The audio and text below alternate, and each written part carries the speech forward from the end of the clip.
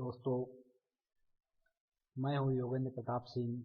और जैसा कि हमने बात की थी कि आज हम एक ब्रेकआउट शेयर के बारे में बात करेंगे, तो हमने आज दो शेयर फाइंड आउट किए हैं, एक आइसर मोटर्स और दूसरा कोमेंस। तो दोनों को एनालाइज करने के बाद मुझे आइसर मोटर्स में ब्रेकआउट आता हुआ दिख रहा है। जैसा कि मैंने यहाँ पर डे चार्ट लगा के रखा है आइसर मोटर्स का, आप देख सकते हैं कि आइसर मोटर्स ने नवंबर 2022 में हाई बनाया था 33,890 का, और उसके बाद एक फॉल देखने को मिला और 28 मार्च 2023 को आइसर मोटर्स ने लो बनाया 2830 का। उसके बाद एक रिकवरी देखने को मिली और उसके बाद जो आइसर मोटर्स ने हाई बनाया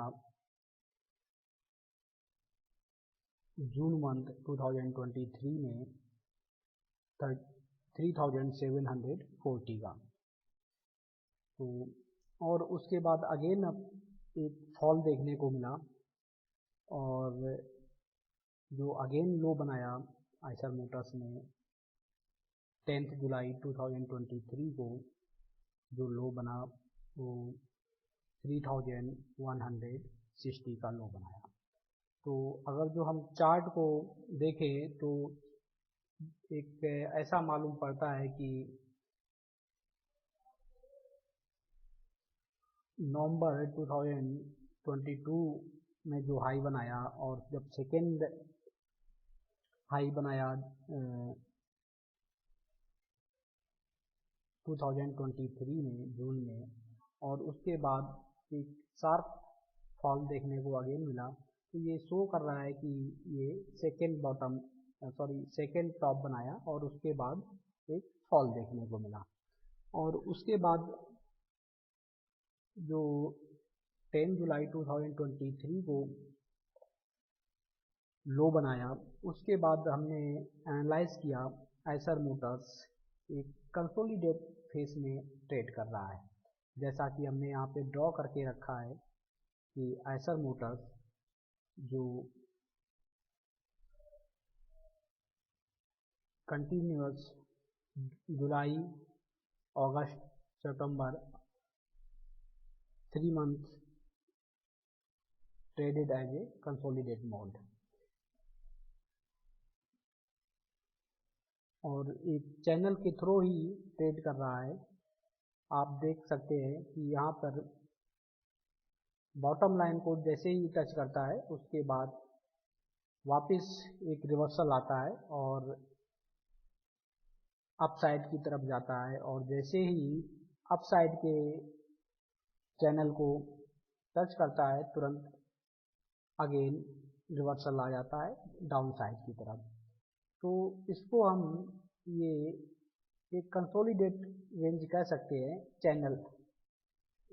चैनल के थ्रू एक कंसोलिडेट हो रहा है। जिस दिन ये आइसर मोटर्स इस चैनल को ब्रेक करेगा, चाहे वो अपसाइड हो या डाउन साइड हो, एक बड़ा मूव देखने को मिलेगा। सपोज अगर अपसाइड की तरफ ब्रेक करता है तो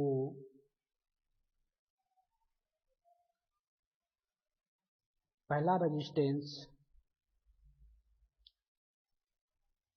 3520 होगा, और जब इसके ऊपर निकलेगा तो एक शार्प ब्रेकआउट होगा, और उसके बाद जो रेजिस्टेंस फेस करेगा Eicher Motors 3560 and then 3600 lump sum resistance face करेगा। तो पहला रेजिस्टेंस होगा 3520 if the 3020 will break upside, then second resistance, और या कह सकते हैं कि ब्रेकआउट होने के बाद जो पहला रेजिस्टेंस होगा वो 3560 और जो टारगेट होगा ऑलमोस्ट 3600।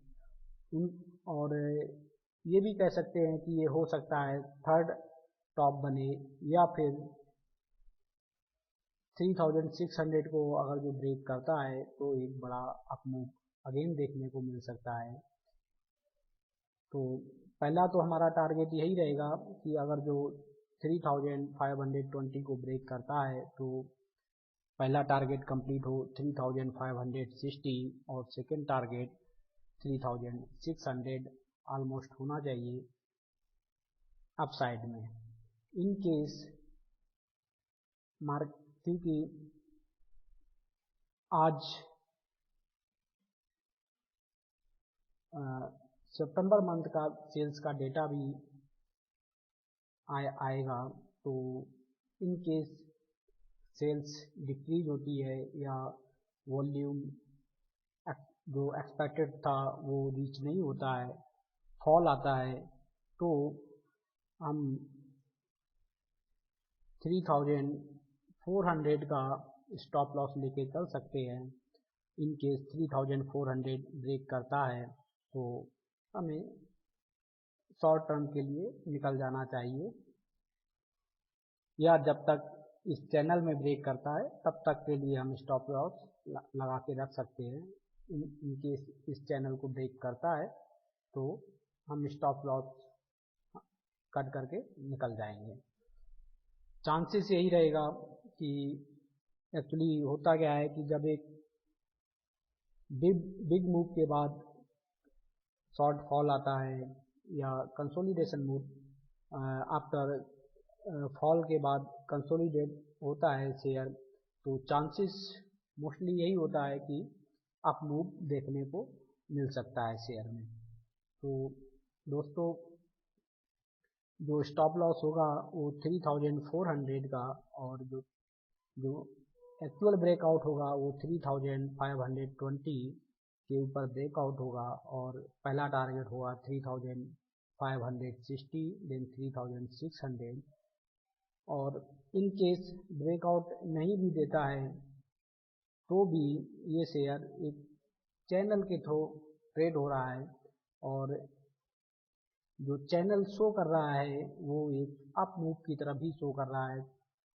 तो अगर आप इस शेयर को वीकली या मंथली बेसिस पे ट्रेड करेंगे तो चांसेस यही होगा, अगर जो चैनल के थ्रू जा रहा है, कि आपको एक प्रॉफिट देखने को मिले, एक अप मूव देखने को मिले, और इन केस साफ ब्रेकआउट होता है तो आपको एक बड़ी चाल भी देखने को मिल सकती है इस शेयर में। तो दोस्तों कल इस शेयर पे हम निगाह रखेंगे कि आयशर मोटर्स में ब्रेकआउट आएगा या फिर इसी चैनल के थ्रू ही ट्रेड करेगा।